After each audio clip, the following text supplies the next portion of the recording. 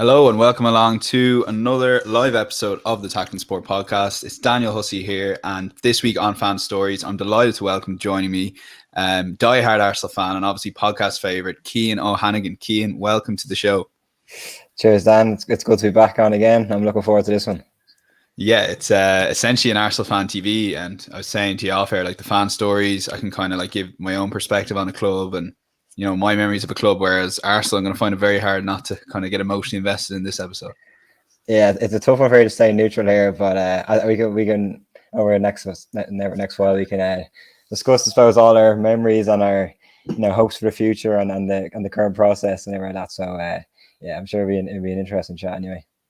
Yeah, if you haven't watched the fan stories before, you can search fan stories on our Tackling Sport episodes. We have Celtic so far, we've covered Leeds United, we've covered Manchester United, and we're here with Arsenal. So, Cian, tell us a little bit about your hopes for the future and trust in the process. We always start off with what's happening right now, and us Arsenal fans, we get ridiculed a lot for this trust in the process.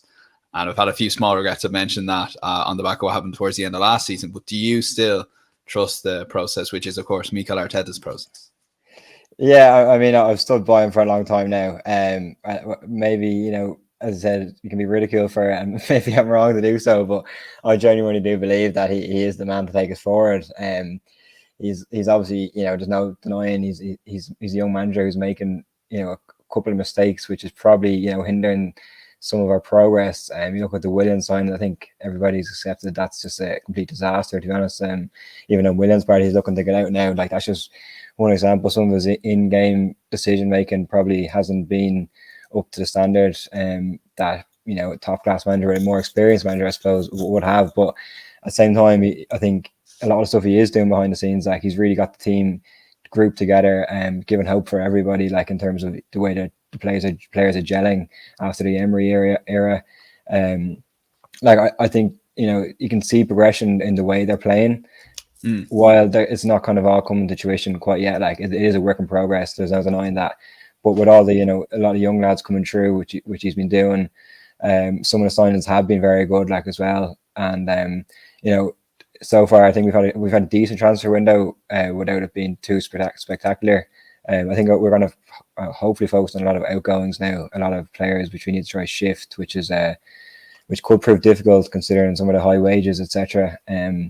I don't even get many transfer fees anyway. I think we're happy, like we have been the last few years, just to get them off the books. But yeah, no, I genuinely do believe that things are picking up. Arteta, like, he says all the right things. Like, I mean, he looks the part. Like, maybe I'm a bit of a sucker to believe the story, but yeah, no, I'm looking for it. FA Cup, in his first season as a manager, it's an incredible achievement. Sorry, I'm laughing thinking of what other people are thinking now. Listen to this. But I hear you. I mean, he's always, it takes me in, like, it grips me. But he's won more than Ollie has, as you know. Let's be honest here. Klopp wasn't an instant success either. So yeah, it's as I said, it's a work in progress. Well, let's take up a few things that you said there. You mentioned the Arsenal team is gelling well. Now, for, again, a lot of non-Arsenal fans and possibly a few Arsenal fans, that statement, how do you back that up in terms of, do you see something in the performances that Mikel Arteta is doing, or what do you see that you like about it? Yeah, I think the structure of the team is a lot better, like the way that they're set up. Defensively, I think they're set up better than they were under the previous regime as well. I think they like this playing out from the back thing, which, granted, hasn't always been successful. But I also think that he hasn't quite had the players that he's always wanted. Like, he's building his team now. The likes of Ben White coming in, he's obviously a player he really fancies. He'll be excel at playing out from the back. I know it's only pre-season games, you can't take much from them. But when Lokonga, the new signing, he's got on the ball. What he's trying to do, he's trying to beat his man, like. Whereas, like, say, like, Elneny might get in the ball and he'll just kind of take the simple option and pass it on. Lokonga's trying to beat his man. Or what Arteta tries to do is he wants his players basically to beat the press, allow the press onto them, and then either go by them or play like a kind of true pass through them and cut them open. So there's just small things like that. Like, even like the way Saka's been playing, like, he's kind of drifted in and out of different positions. I think there was an early part when Arteta first took over where the fullbacks would nearly come into centre midfield, and then they're basically the wingers would like push on, and it was an interesting way they were playing. They haven't really stuck with it as much, but they did get a bit of success with that. So But I just think there's like little tweaks in the formation as well. Like they're playing with a lot more freedom than they were, like say since Christmas. They played a lot better.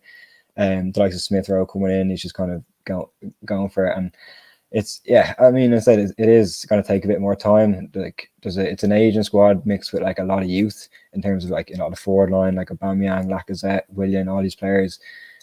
So I said it's still a learning curve for a lot of the players, but I think the team are showing signs that they're starting to adapt to Arteta's methods.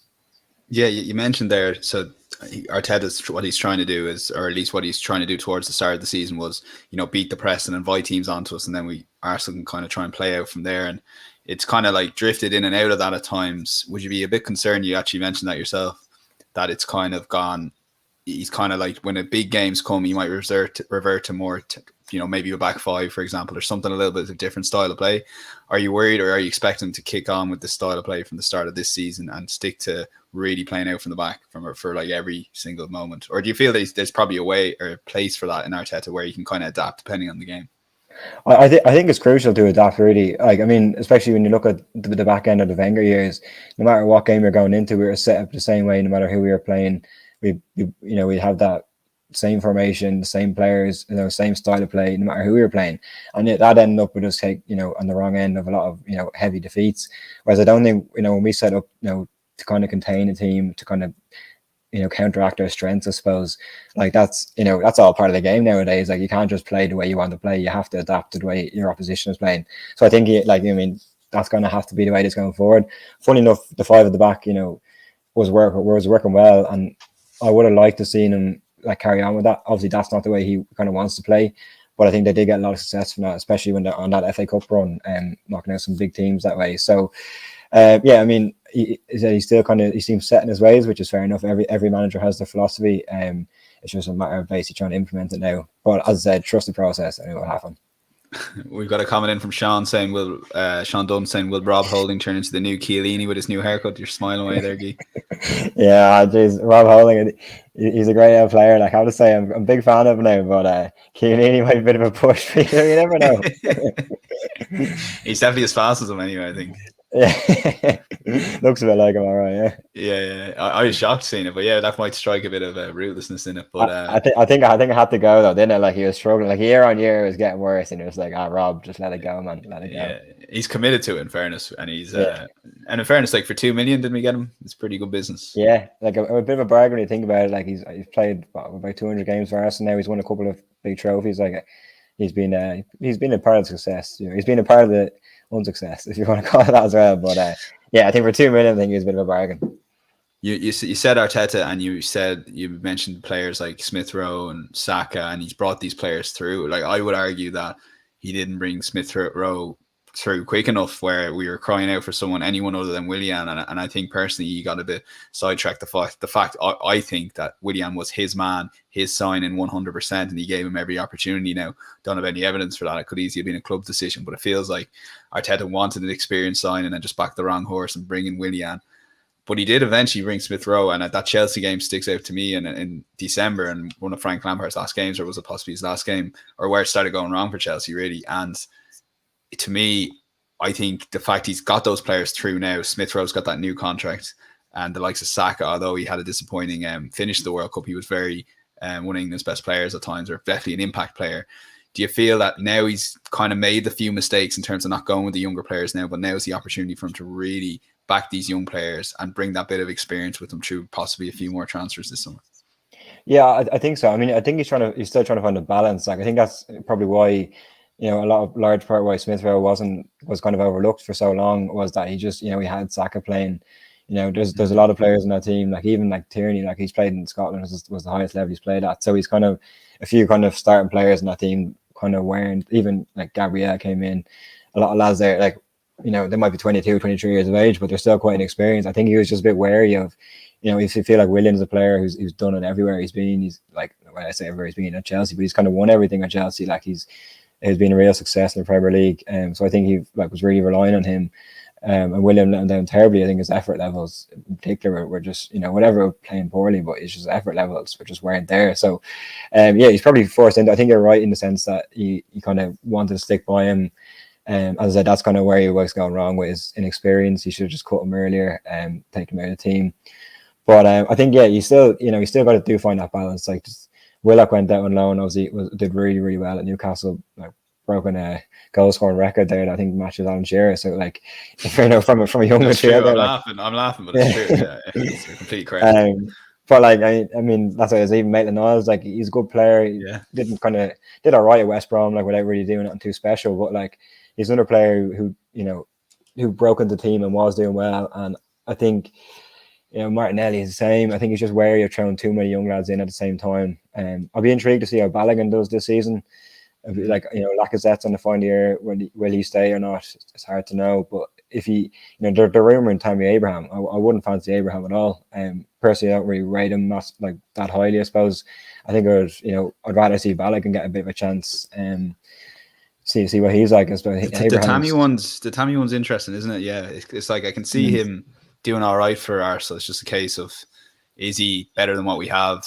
Like, he's younger, definitely, and I think he could eke out a good career with us. But geez, we're signing another player from Chelsea. Like, and I've been caught. Cian, I was like big fan of WWE signing, which I think overall turned out okay. But we'll get to that in a bit. But the Willian signing, I think you were a little bit apprehensive. I was like, no, I think Arteta knows what he's doing. He's your man, Cian. Back him.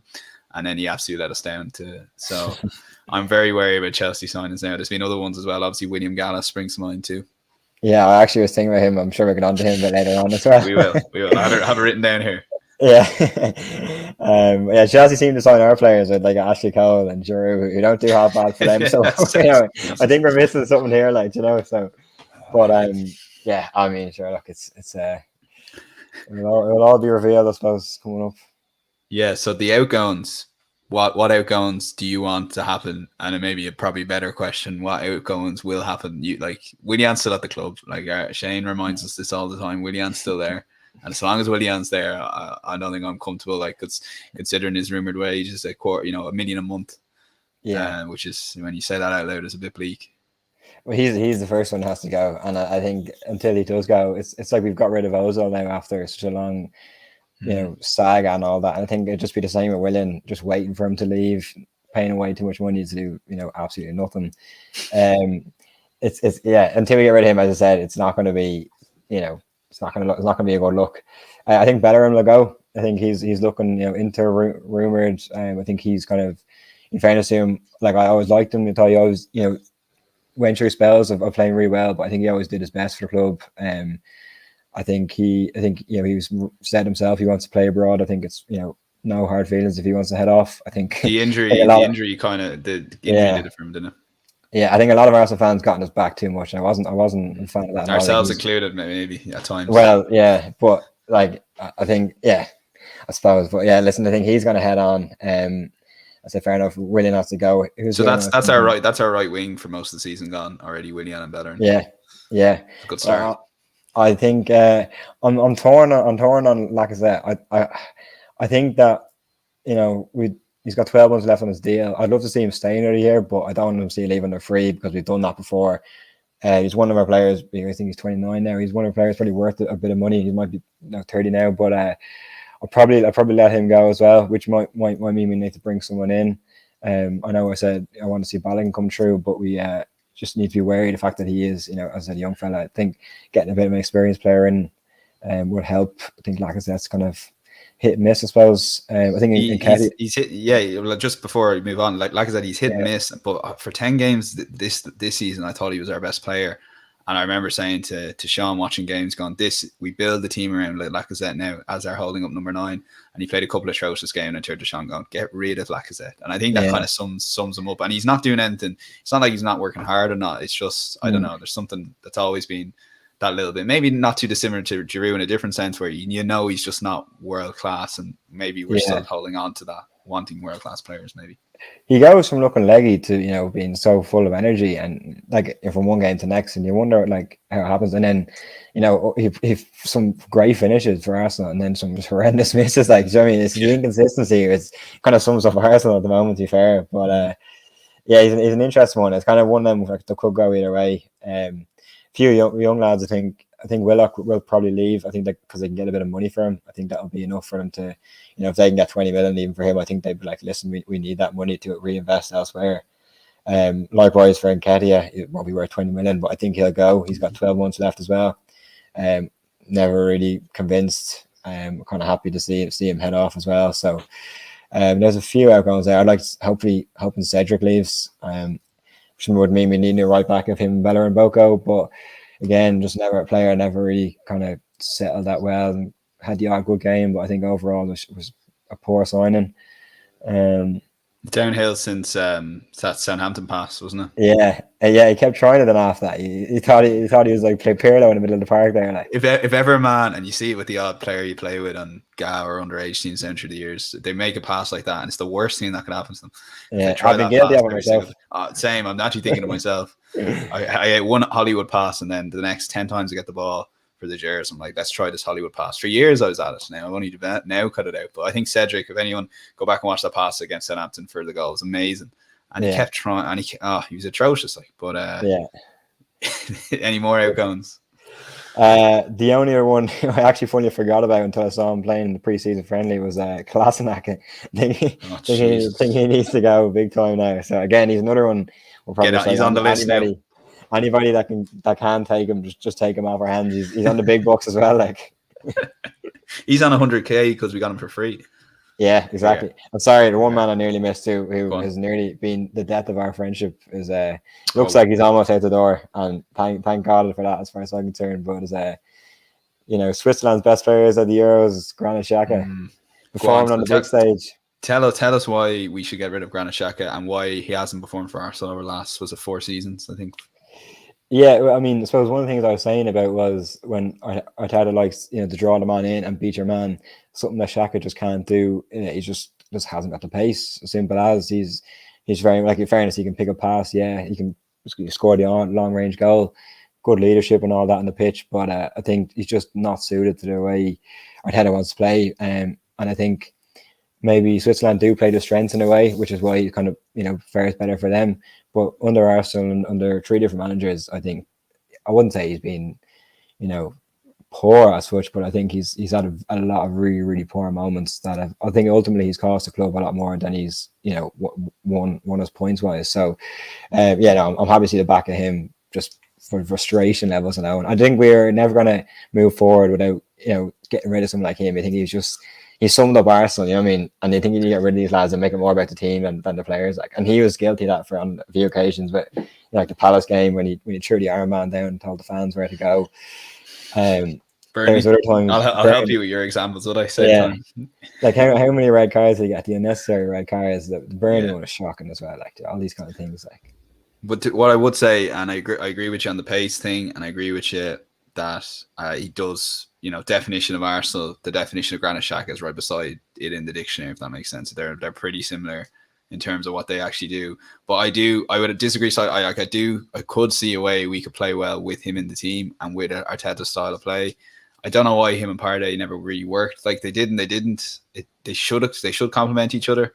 But I was amazed. I still think he was wrongly criticized. Like the times he was playing left back. I think that's where we peaked with our arguments. And Arteta should never have played him there. And it's kind of fair play to Granit for like putting his hand up probably and saying I'll play there, but it kind of cost us more than it did, and actually affected us in midfield. And I do think we miss him, and I would be slightly worried if he goes against a team where I do think he's good on the ball, and if you're having 60-70% possession, I think he's quite good. But like I wouldn't disagree like with anything you said about the pace.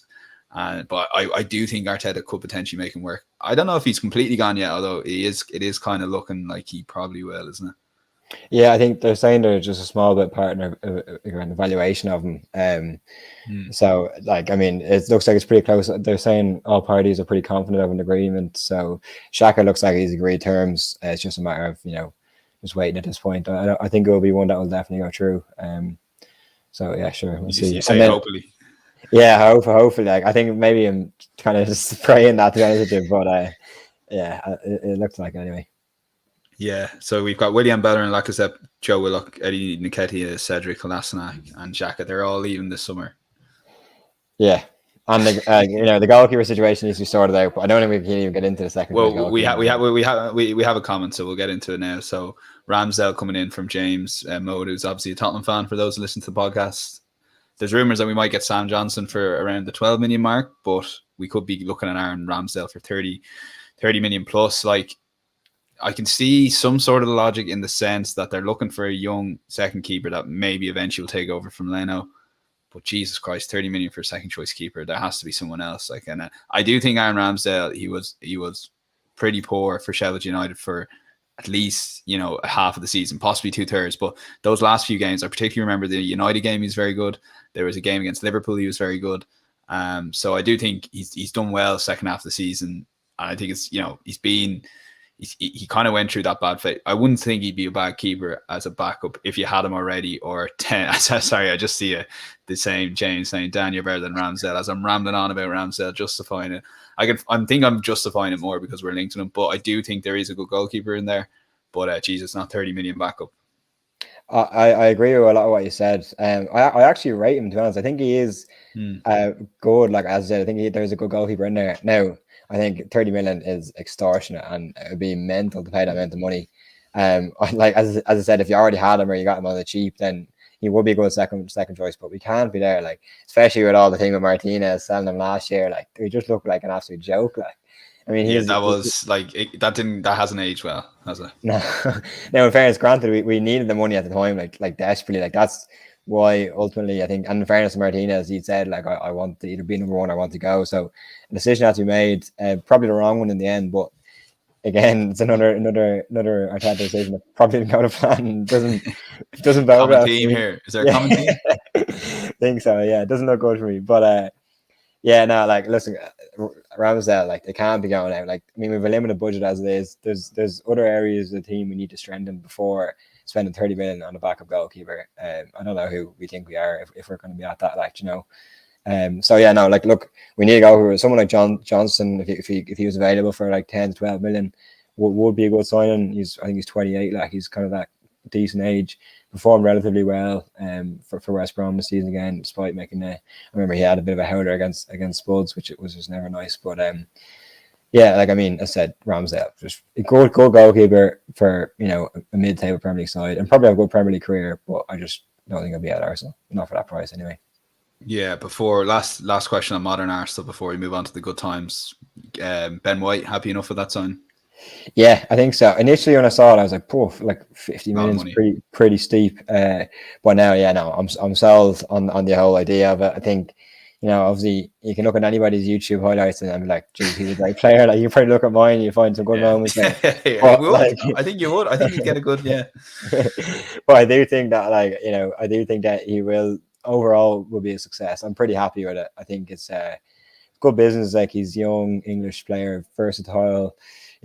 Plays the way Arteta wants to play. That there's that clip of Rashford doing the rounds all over social media, which is, again, you can make anybody look bad as well at times. So I don't want anybody to mind that clip. But yeah, no, overall I'm pretty happy. He's back in the English squad now, obviously for the Euros.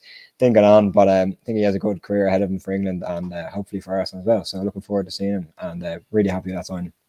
Yeah, agreed. And a lot of people comparing him to Varane, nothing to do with the timing of the transfers or anything like that. Just a lot of comparisons with Varane, so that's never a bad thing. So obviously Varane is an outstanding centre back for United, and it's just a pity for Ben White probably that straight away he has that. Like, there's so many tweets about it. But let's move on to the good times, Cian. What is your first memory of Arsenal? I'd be very interested in this because, well, we probably kind of chatted about it a lot. I don't know if we've ever actually asked that question to each other. And what is that earliest memory you can think of? The earliest one I can think of is, do you remember when Henry kind of did Cudicini in on the 1-on-1? He kind of went around them. 2003, I think it was. 3, yes. I think it was, yeah. That was like, if I think back on, like, my first thing I can remember, it's that one. It kind of, yeah, that's where kind of all stems from, I suppose. The season after that, the Invincibles season, I was at my first game, my only game at Highbury. We beat Bolton 2-1, and I think I was in the March. I was coming up towards the end, towards winning the league. So obviously that one, as a kid, that stands out for me as well. So the beating Cudicini is my first kind of thing I can actually remember watching and celebrating, I suppose.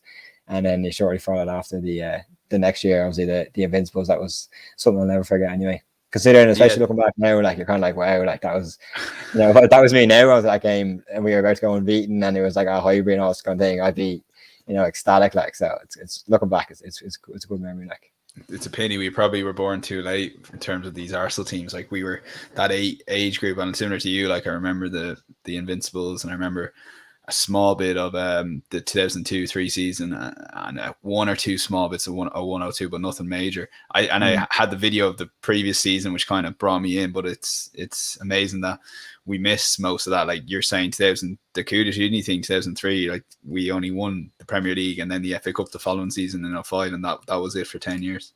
Yeah, it's kind of hard to believe, really. When you think about it, we did miss the good times. We missed that Sol Campbell transfer going through. I'd say we would have liked to know James Mowell at that point. Well, I think he'd have been cancelled, James. There's no way. There's no coming back from that, I think. No, probably the biggest bargain in Premier League history, arguably. For free. For free. You couldn't make it up. And we weren't paying him 100 grand a week. Let's be clear. Not the time, anyway. He would have been worth it as well, and the rest. Yeah. But yeah, no, I remember, like, and then I suppose the first, I remember even the day they won the league at White Hart Lane or whatever. I was sitting there and I was refreshing the teletext trying to get it. I obviously wasn't watching the game. I was at home and I was refreshing the teletext to see, like, every so often to see what the score was and things like that. Like, you see the goals going in, you're like a bit excited. Again, don't really fully know what's going on, but it's kind of these little things that jogs your memory a bit. Like, then the first proper celebration I've had. I remember when they won the FA Cup the year after. I had one of the Arsenal jerseys that season, like the home kit. I bought the away kit that day, and I just remember I was in my parents' friend's house. Blue one. The blue one, yeah. And I was in my parents' friend's house, I think, and I was the only one watching the game, and I was there with the two jerseys on. Then at the end of the game, jumping up and down, like when Patrick Vieira put that penalty in. So that was my first proper celebration. I think, like the one the year before, I wasn't watching properly. It was still learning, I suppose, all that kind of thing. So, we played. What about you? What was your first celebration? I suppose first celebration would have been I remember my first Heartbreak, which I think is always a better answer. The Chelsea Champions League 03-04. That week, really, we were 1-1 from the first leg away in Stamford Bridge, and we were 1-1 at home. And Ashley Cole kicked the ball off the line. And I remember half thinking, geez, that means that's 2 away goals. We needed 2 goals. And then Wayne Bridge scores about 2 minutes later to make it 2-1 in Highbury. And then I'm like, we need 2 goals. And as I'm, I'm grasping that, I'm in tears, like crying, like I'm in absolute. And I remember the United Arsenal 0-0 03 of that season. So I actually have a bit more memory of the Invincible season and the celebrations there, but I couldn't comprehend because the Premier League was won so easily. So I guess that Tottenham game, I do remember watching that and being so disappointed we can see the 2 late goals, draw 2-2, as a kid, but then obviously celebrating and realizing that, Jesus, that was still an amazing achievement. Yeah, it still hasn't been beat. I probably won't ever be beat. The Premier League is back getting too competitive again. Like, there's so many good teams in it. It's insane. Now, that's like obviously arguably the best achievement in the Premier League ever. So we got that gold trophy, and nowhere better than to win at the Lane. So. Well, let's take a game which you probably didn't realise was big at the time, that the following season after the FA Cup's Champions League final against Barcelona. Jesus, you look back at that now, that's a missed opportunity, isn't it?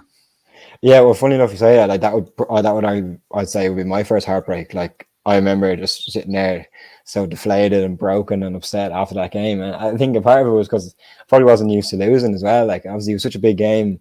We had been on, a good few years of success. Like, as a child, you're kind of just enjoying the good times.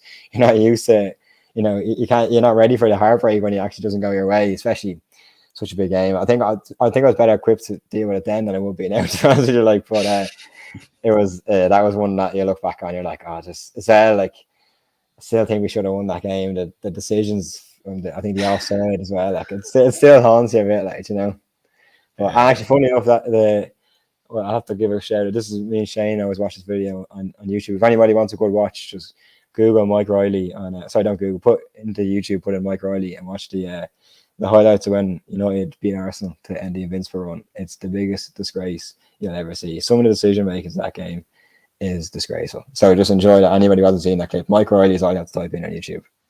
Yeah, Gary Neville, Phil Neville, all attacking our players, and That was the game before the tunnel incident with Roy Keane and Vieira later that year. Oh yeah. Well, I'm not surprised it came to blows that day. That was back in the good old days. Keane and Vieira, they'd be cracking fights there. You'd love to see that now. In some ways, Arsenal haven't been the same since that defeat to United. Like, if you think about it, we've won one FA Cup since then until 2015, and we've only won FA Cups really since then. Emirates Stadium, were you excited about the move when it happened 2006? Yeah, I suppose again, without really fully understanding like how big a deal it was at the time, like you kind of are just buzzing. You just feel like it's progress for your club at that age, and you're like, oh, like more fans in the stadium, more like to get tickets, all this kind of thing. Like, do you know what I mean? So yeah, like looking back, obviously Highbury was that's where the glory years were. Like, but I think it does come to a stage where you gotta move on up. So I think it was good to move to the Emirates. We will have good days. We will win Premier Leagues at the Emirates Stadium. It's just going to be a long process, I think. We're getting a lot of comments about the recent bit. We're getting to it, lads. We're building up to it. So the 06, 07 season and onwards, I guess 07, 08 is probably our last proper genuine title push. We were only watching the Premier League years together the other day and realized we finished 5 points. Oh, am I right in saying that? It's 07, 08? Yeah, 5 points. And that was the season. Obviously, we had a bit of a team together, and it just all fell apart. Yeah, I mean, you always think back to that famous game against Birmingham City when the aforementioned William Gallas lost his marbles and started crying at the halfway line.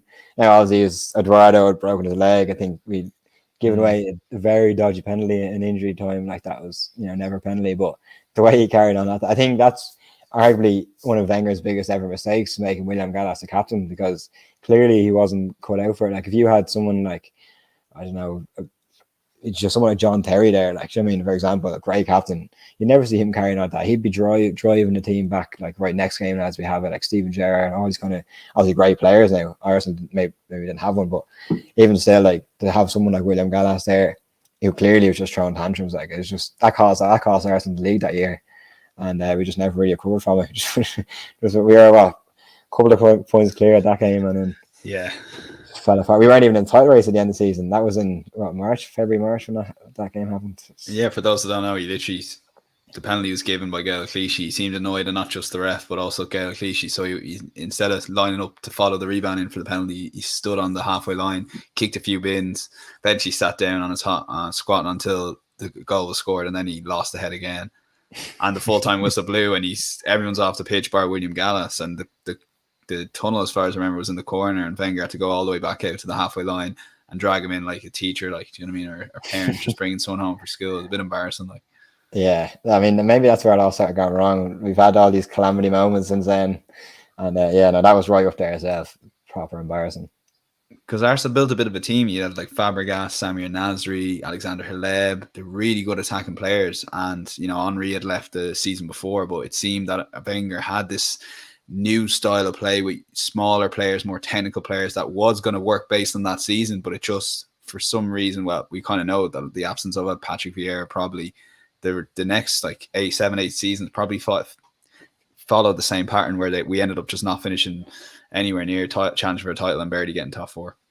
Yeah, it's devastating when you think back that Arsenal team didn't really win anything essentially in the end. That they were like way underachieving. Like, they were good enough to win the Premier League that season, and they should have been going further in the European competitions or whatever.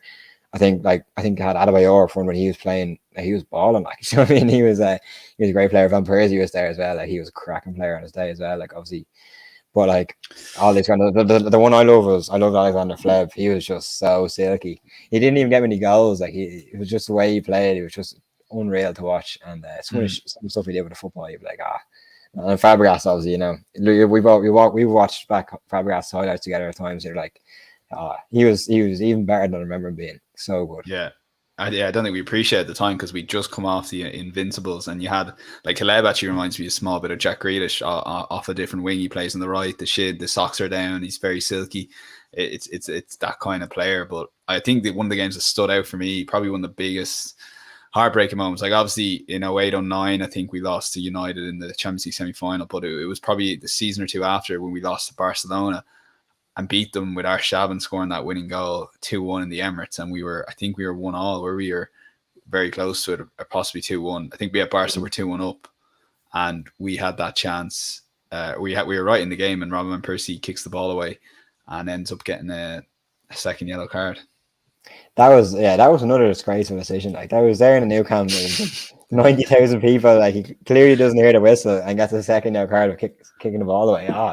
Absolute joke. And like, it's tough enough to play against that. That was peak Barcelona. It's tough enough to play against them with 11 men. But when you go down to 10, it's virtually impossible. That was a big opportunity. I remember that at the Arshavin goal. It was one of my most celebrated goals. I think I remember just bouncing around the house, like insane. Like, and it was like, that was a Jack Wilshere game. Like, he played them off the park that day, and then I think we were 1-0 down, got the goal back, and then Arshavin got that. It was a cracker finish, to be fair, but it's just the whole excitement. People probably look back and be like, what does it stand for in the end? But it was still a great moment as an Arsenal fan. You really felt like we were like, gonna go on and win it that year, and then shafted by another referee. Anyway. Yeah, we were 2-1. I'm over it clearly. Yeah, you're over it clearly, and we was 1-1, and then that happened. And there's a common theme here. We robbed against United every year. Robbed against United in 04, Barca 06, Barca 11. Like, there you go. Yeah, the list goes on.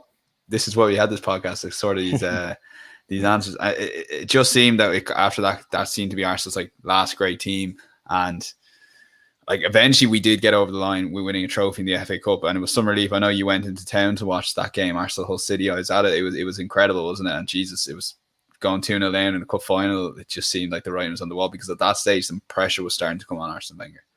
Yeah, I mean, at that stage, I can't remember, it was 9 years or whatever it was at that point. It's like, that's a long time for a club like Arsenal to go. 10. Obviously, if you were at the game, like, I'd say it was like some buzz being there, like, and 5 minutes in, you're like, what is going on? This is a disaster. Like, you couldn't make of what was going on. But then ultimately, that, like, you don't want to be going 2-0 down in games, but that's actually what made the day so special. Like, do you know what I mean? It was obviously a great day for the club. Such a great celebration. But I think the fact that we were 2-0 down and we could feel it slipping away from us again, and then Santi Cazorla got that unbelievable free kick. He was another serious baller. I got the equaliser, Koscielny then, and then Rambo came up then and with the winner. And like, it wasn't his last time either as well in the cup final. So that was that was a special day for Arsenal. I think Wenger needed that. Like, you could tell in the celebrations when the final whistle, he was just so relieved.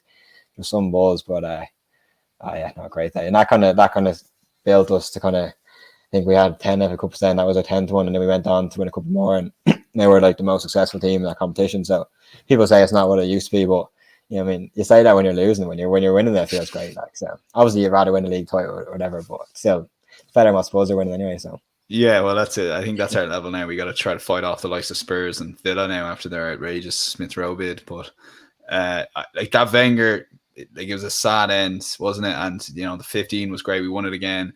Beating Villa in 16, and then we ended up beating the champions Chelsea then a couple of years later as well to win 3 FA Cups in 4 years. And it just seemed the FA Cup always kind of stopped us getting rid of Arsene Wenger, but the fans definitely turned on him. And I don't know if I'm proud of that era, but at the same time, I do understand the fans' frustration. So I'm still kind of torn thinking back to that Wenger out and the Arsenal Fan TV coming on board, where I completely see the point of view of the fans, and I see the point of view of Wenger, and kind of like the abuse he was getting was probably too much. But I think that always happens with social media, and it's just a case of we eventually had to part ways with him, and it was pretty sad end, I guess, considering what he had achieved and the second team he was trying to build. We were onto something. He just was always missing that one player that could have brought us over the line. Like, yeah, I mean, I don't think they ever really recovered financially from when they left Highbury and to pay for the stadium, had to sell their best players like year on year without really replacing them. He was kind of replacing with unknowns, like, really, like, he did it so well for long enough to even get to have us up there challenging with the kind of money we were spending. It was kind of bound to catch up on him eventually. I think the problem was that he was so stubborn in his ways that, like, we kept going out and getting hammered. We kept, like, in the big games, it was just a frustration that you could knew what was going to happen. Like, you go out there, you're playing away to City, away to Liverpool. You just knew what was going to happen. You just didn't give us a chance. Whereas now I go into games and I'd be not confident, but I'd be a bit more confident we can put it up to them. I don't think we're going to go in and get hammered. Let's put it that way. And I think that's what was the frustration was with the Arsenal fans. We were just gradually declining and he didn't want to leave. And like, I don't think we really want him to leave at the start, but just got to the point where we were just like, it was so, slow in terms of there's no progress. Like it just had to happen, and it was sad that the way it did. But you got to always, he'll never be beaten as a manager for Arsenal. The things he did for the club was insane. So he'll always be cherished by the Arsenal fans anyway. Yeah, Wenger's biggest strength in that period, I guess, was beating the small teams at home and giving us incredible platforms to finish top four. Whereas now we've seen that it doesn't just happen straight away. Just because you have a good squad doesn't give you guaranteed a top four, and we've seen that over the last 2 or 3 seasons. Whereas with Arsene Wenger, they're always seen that we managed to win those small games. It just when, like you said, the big games, he wouldn't change and adapt, and that's all we were asking for at the time. Yeah, well, that's what even getting into Champions League every year, you're kind of like going to say, like, oh, it's great and all to be in it. Like, obviously we'd love to be in it now. Like, you look where we are, but you're like, what was the point? You just knew how it was going to go. We get through the group, we'd eventually play a big team, and we just get hammered. And not even always get hammered. We sometimes played well, but we never had enough to get over the line, and that's what was a really frustrating thing. Whereas now I feel like if you're in the Champions League, you don't really know what's going to happen. The excitement will be back. I think we just lost the excitement under Wenger. It was like a relationship that's just gone on too long. You just need to cut ties, like, eventually, like, so. That's twice now. I know Tim brought up the exes as well on this. I guess football is a good kind of parallel to life in some ways, is it? Yeah, I suppose it is a big part of life. You gotta make fun of it, like, it's the only way. And so since that Wenger year, so he left and we got Unai Emery, and wrong man for you. Wrong man. He was from the start, but I think the Arsenal board were kind of a bit forced at the time, and I remember they're kind of scouting around for a while, and they without really much success. And it gets to the point like where you just got to get a manager, and kind of similar to what Spuds have experienced. Like this summer, like they're like wasn't as funny as them, wasn't as bad as them, but like you got to get to the point where you start moving to summer. You're like, right, we need to get a manager in like now. Like you need to start building. You need to give him a chance. Emery was just his English was never there. I think his communication levels was struggle, but as was Bielsa, and look how he does. So you can't really use that as an excuse. He just couldn't get his methods across. I think he kind of lost the dressing room pretty early. Don't think the players trusted him or bought into what he wanted to do. There seemed to be a lot of fights and everything like that behind the scenes. Like people weren't getting on, and I think that's what like the worrying thing was. Like I think everybody could see that it just. No matter how hard he tried, no matter what he tried, like it comes across like a lovely man, but no matter what he did, it just wasn't going to go his way. And despite people were like, well, we've gone backwards since Arteta, like, yeah, we have in terms of like league position, but I think people are actually like buying into what he's trying to do. And with Emery, it was like, I think the standard of the Premier League is a lot higher now than what it was like 2 or 3 years ago. The likes of Villa and West Ham obviously had great seasons, like they're like up there competing, whereas a couple of years ago the teams that were in similar positions to them weren't quite at the level, which is why we probably finished as 5th. I think if Emery was in charge still, I think we'd be even lower than we are. So yeah, because that's what a lot of people would say with Emery outside Arsenal, that Jesus, look, you finished 4th or you nearly got 5th place in the Europa League final, bounce of a ball, we would have finished Champions League, either one of them. So you're saying that the standard's gone up, and what Arteta's trying to do, there's a bit of a platform there as opposed to Unai Emery.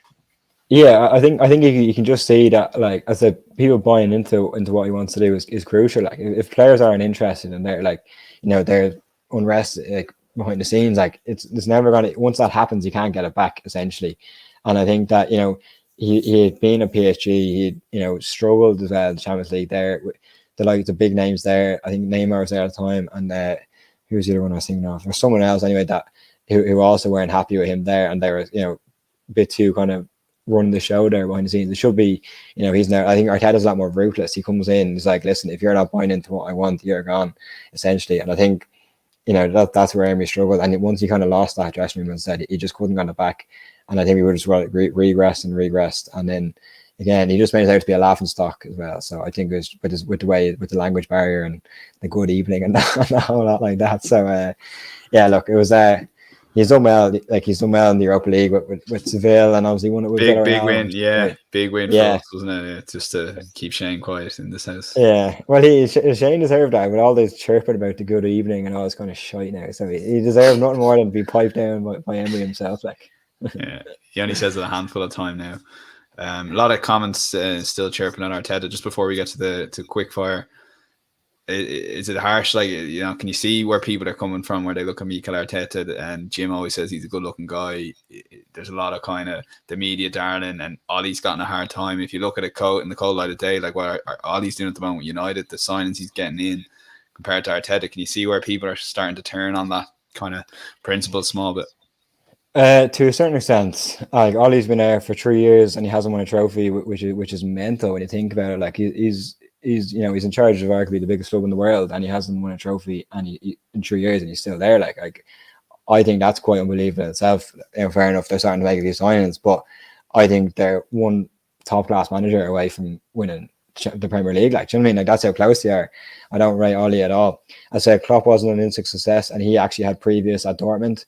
He had done well. It took him a couple of years to build Liverpool. Liverpool were in a similar position to where we are now when he took over. It wasn't just like, an immediate like success. It took him, I'd say, 2 or 3 years or something was it before they even started getting like looking good and competing.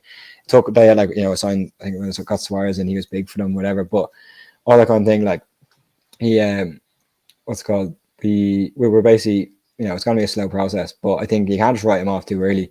He looks like he's going to be a major success in terms of the way he's talked about, but like the way he's respected amongst his peers or whatever.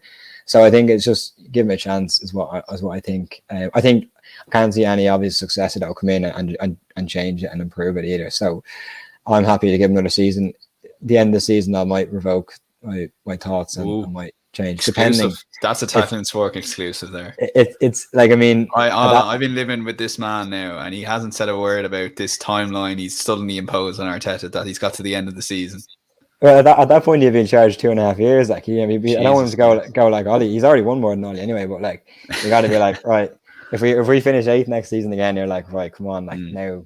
There's only so much patience. Like, I'll be his biggest fan, but there's only so much you can push me. I'm not like Toy from AFC. I'm not that well, according to some people, you are. But we won't get into that. Just on the last thing, you mentioned Klopp. I think it is a good example, but obviously the big difference you said it yourself is the experience. Are you worried that Mikel Arteta doesn't have that managerial experience, and there is no guarantee that he is a good manager? Where Klopp, you could sit there all day and wait for Jurgen Klopp to turn that Liverpool team around.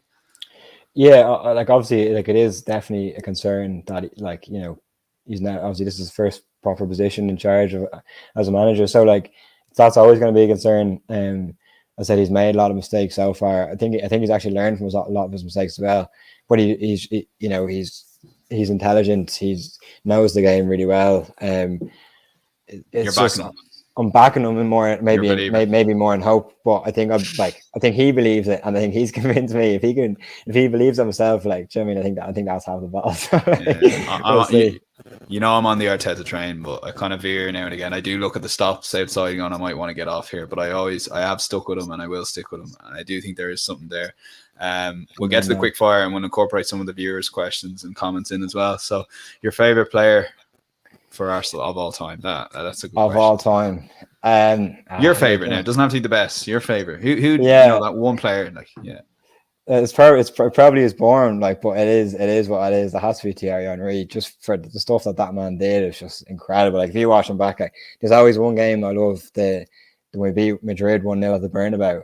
If you watch his highlights of that game on YouTube, like, that is like the complete centre forward performance. His goal, he ran from the halfway line through the whole team.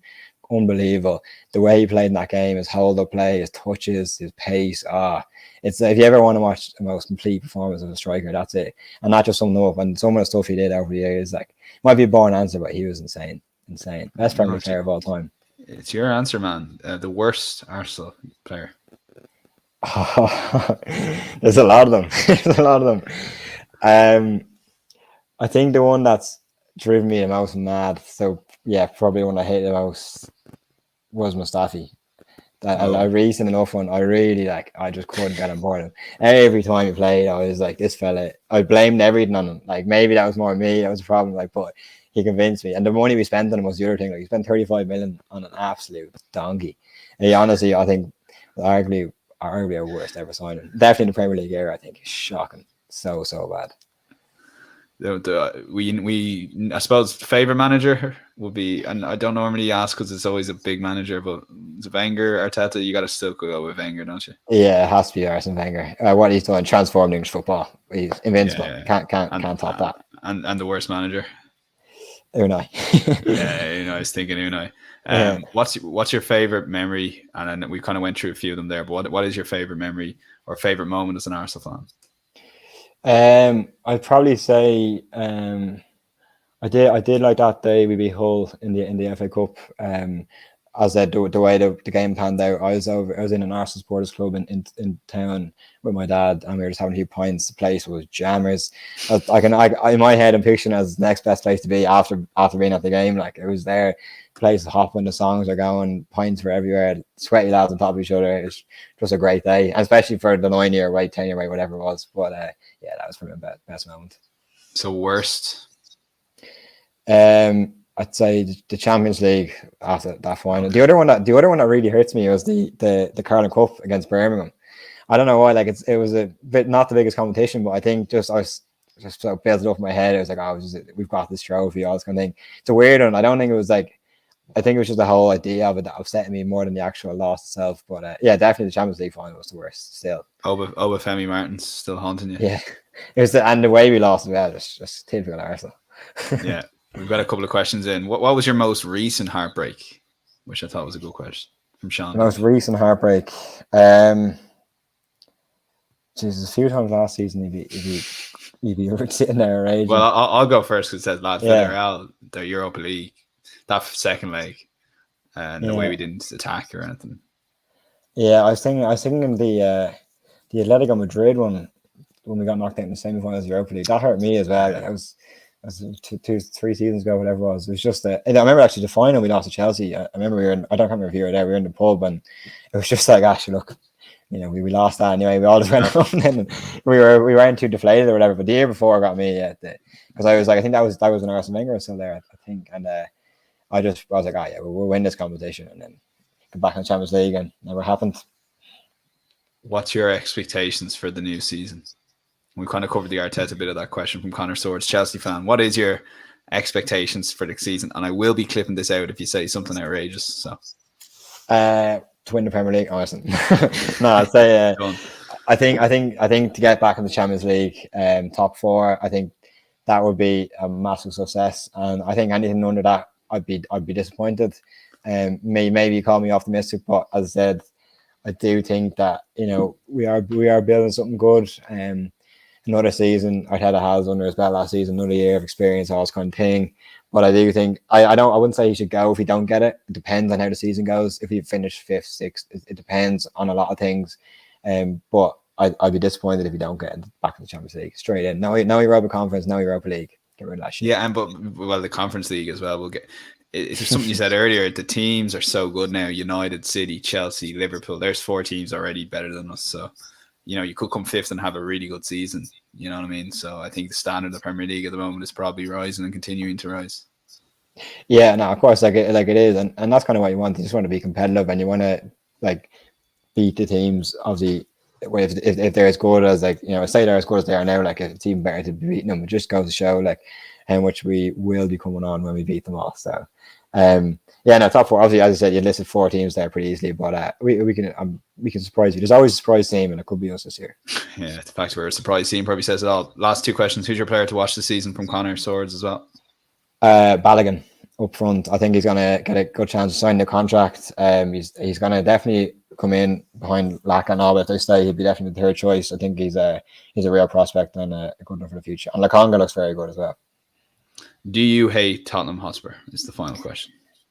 I absolutely despise Tottenham Hotspur. They are why? But in fairness, now, it's obviously aside from how our Arsenal Tottenham thing. Obviously, it all delved into that. But when you have some of the fans that they have, genuine bunch of clowns, and one of them in particular drives me insane. I wouldn't mind. I have a few relatives that are Tottenham fans. They're just it's a joke of a club, and the way they see them go on social media and all their fan channels. They're worse than Arsenal. They just don't have the hype in them. I haven't a clue, and they're also shit as well.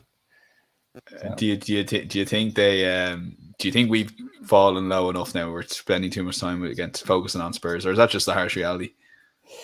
No, I think we've always enjoyed to be better than them. So it's been a joy to be better than for pretty much my whole life now. Obviously, we've fallen behind them in terms of league positions last year too, but we'll be back ahead of them all the time. They're going one way and we're going the other way. I hope so, man.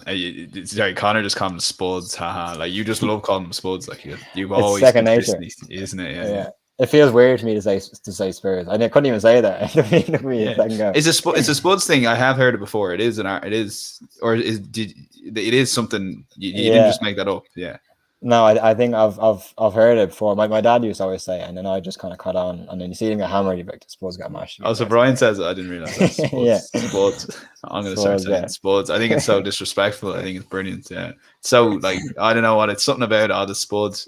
I'm sorry, one final question, Key man. Most outrageous transfer rumor linked to Arsenal that you've ever heard? We've had a few. I think, well, not linked, but Messi. I know Wenger was looking at Messi and a few other Ronaldo.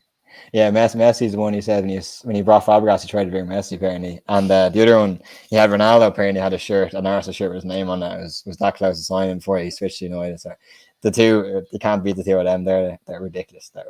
I don't know how close they were, but you know what I mean, it'd be a different era for us if I had got either of them. Yeah. And Cian, we always ask everyone on fan stories. Last question: anything else you want to get off your chest? Any fun stories on Arsenal or something you want non-Arsenal fans to take away from the podcast? It's a good question. Just trust the process and always remember the Spurs are shit. Great way to end. Cian, thanks so much for coming on the podcast. All right, cheers, Dan. Appreciate it. And for those listening, do give us a follow on Attacking Sport. All the other fan stories are available on YouTube or wherever you get your podcasts. We really appreciate you listening. Do subscribe and follow to us, and we'll be back on Monday. We're reviewing all the weekend's action, a lot of and the Olympics as well. There's been a lot of great stuff. So for now, thanks a million and have a great